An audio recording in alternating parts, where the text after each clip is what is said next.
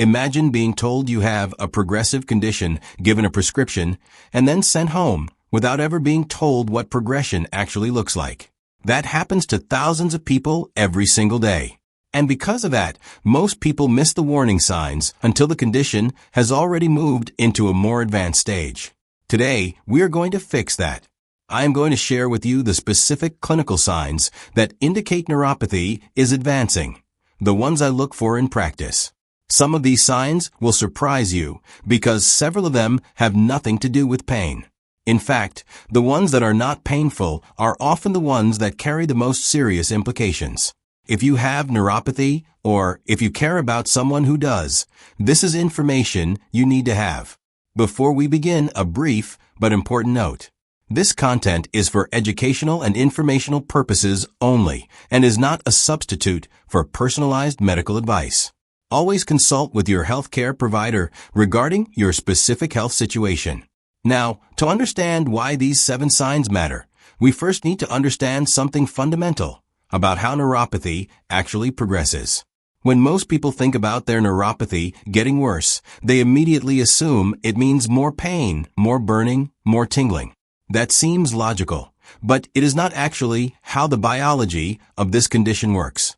Neuropathy advances along a specific, predictable biological pathway. It does not just randomly get more intense. It moves through distinct stages. It begins with sensory nerves, which are responsible for those burning and tingling sensations and for numbness. Then it progresses to involve proprioceptive fibers, the nerves that tell your brain where your feet are in space. In more advanced cases, it can affect autonomic nerves, which regulate things like sweating and circulation. And in the most severe presentations, it pulls in motor fibers, which is when you start to see weakness. Each of these stages has a unique set of warning signs. This is why knowing what to look for is so critical, because it allows you to identify where you are on that pathway and to have a much more informed conversation with your provider. So let us go through the 7 key signs. The first, and arguably the clearest single marker of progression, is numbness that is spreading upward. You see, neuropathy is what we call length-dependent. It attacks the longest nerves first, which is why it always starts in the feet and toes. As it advances, the damage moves upward from the soles of the feet to the top, then above the ankle, and eventually toward the knee. This is known as a stocking distribution. Some numbness in the feet is expected, but the critical factor is change. If your numbness was confined to your toes a few years ago and is now consistently above your ankle, that is not a random fluctuation. That is progression. The speed of that spread also tells us a great deal. Numbness that has crept up very slowly over years presents a different clinical picture than numbness that has advanced significantly in just a few weeks or months, and that faster progression warrants a more urgent evaluation. If the numbness in your feet has climbed above your ankle, that is a serious marker of progression. Sign number 2 involves a shift in the nature of your pain, not necessarily its intensity, but its pattern. In the early stages, neuropathy pain is typically episodic. You have those burning, tingling, or sharp sensations that come and go. There are pain-free windows, stretches where you might have relative relief.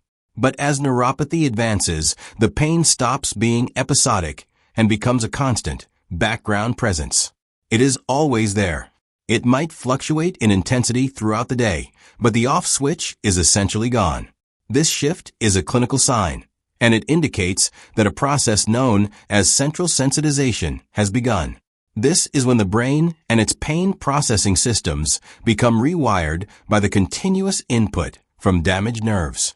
The volume dial, as it were, gets stuck on a higher setting. This is a sign that patients often underreport because they adapt to it. They stop noticing the absence of those pain-free windows and simply accept this new baseline as normal. So, I would ask you to consider this honestly. Do you still have pain-free windows the way you used to, or has there been a slow drift towards something that is just always there? If those windows are shrinking or have disappeared entirely, that is definitely worth flagging. Sign number 3 is the one that surprises people the most, and it carries a very real safety implication. This involves changes in your balance or the way you walk. Your nervous system has a function called proprioception, which is your ability to sense where your body is in space, specifically where your feet are relative to the ground beneath you. Every step you take, your nervous system is processing this information. When the nerve fibers responsible for this are affected by neuropathy, your brain can no longer accurately track your foot position. The result is not necessarily more pain. The result is instability. In practice, this looks like a shuffling gait, especially on uneven ground. It looks like needing to look down at your feet constantly to feel confident on stairs or a curb. It might be reaching for a wall or countertop more often than you used to, or experiencing near falls where you catch yourself just in time. Here is the crucial thing. This sign exists completely independently of pain severity. I have seen patients with relatively mild pain who have significant balance impairments and patients in a great deal of discomfort who have a stable gait. Pain level simply does not tell me about balance status. They are separate measurements. And this matters because falls at this stage and age group are not minor events. A fall-related injury can set someone back for months or longer. If your balance or gait has changed, even if your pain has not dramatically worsened, that is a significant finding that should not be ignored. Sign 4 and sign 5 are what I call the danger zone signs. They are the ones that tell me a patient's neuropathy has crossed into territory where the medical risk profile changes significantly. Sign 4 is wounds that do not hurt or wounds that do not heal. There is a term in clinical neuropathy care called loss of protective sensation. This refers to the point where you can no longer reliably feel when your foot is injured, whether from a blister, a small cut, or a pressure point from footwear. The alarm system is essentially gone. Normally, pain is protective. If you step on something or a blister forms, it hurts, and that pain prompts you to look, to care for the wound, and to protect it. But when that signal is absent, a small wound can start without your awareness. It can get contaminated and progress because there is no sensation to tell you to address it. For patients with diabetes, this is the primary mechanism behind neuropathic foot ulcers, which are among the most serious and preventable complications. But this is not exclusive to diabetes. Any patient with advanced sensory loss is at risk. The signs to watch for are wounds you do not notice forming until they are already significant, blisters that get large before you see them, or calluses and pressure areas that appear without your awareness. This is why daily foot inspections are so critical. Every day, both feet, all surfaces, including between the toes. This is standard clinical guidance that, unfortunately, many patients have never been given. If wounds are forming without your awareness, or if a wound is simply not healing on a normal timeline, that is a medical conversation that needs to happen right away. Sign 5 is a loss of temperature sensation. This is often grouped in with general numbness, but it is a very distinct and important warning sign.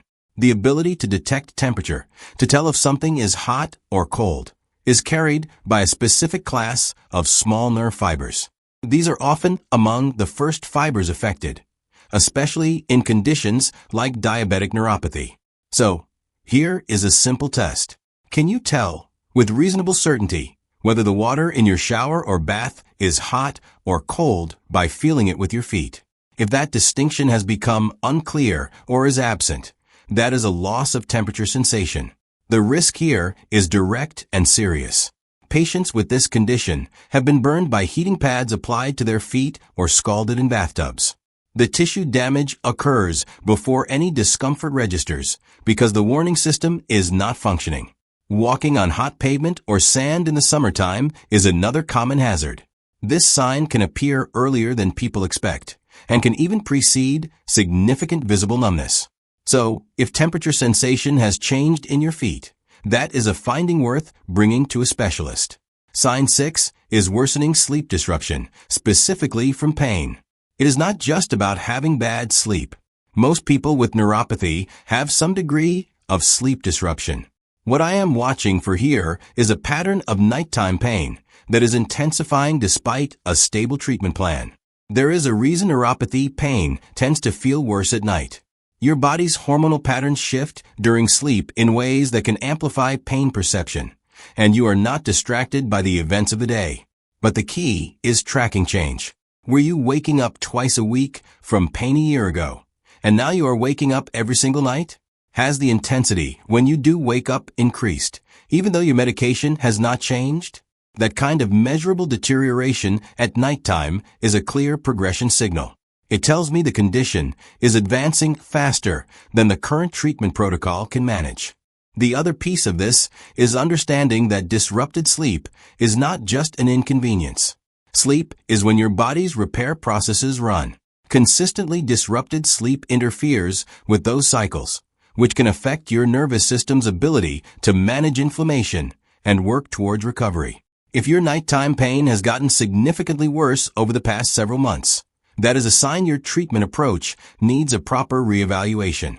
Sign 7 is the one that tells me the nerve damage has moved into entirely new territory. This involves weakness, or what is known as foot drop.